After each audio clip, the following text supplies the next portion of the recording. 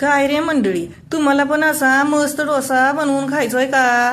चला तर माझ्यासोबत या, मी तुम्हाला कसा बनवायचा ते शिकवते।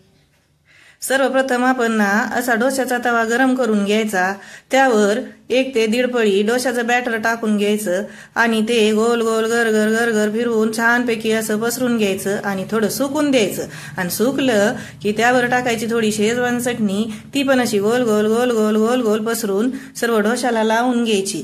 आणि सर्व डोशाला लावून झाली की त्याच्यावर इकडं बॉईल केलेली उकडलेली मॅगी ती टाकून घ्यायची। त्याच्यावर टाकायचा थोडा मॅगी मसाला, थोडासा टोमॅटो सॉस, चवीसाठी भारी लागतं एकदम।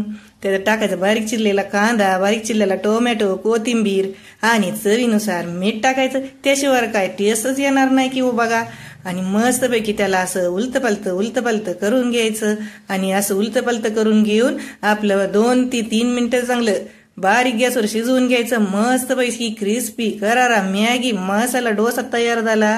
काय रे मंडळी, तुम्हाला पण असा डोसा बनवून खा आणि माझ्या YouTube चॅनलला नक्की सबस्क्राईब करा। चला तर पुन्हा भेटूया।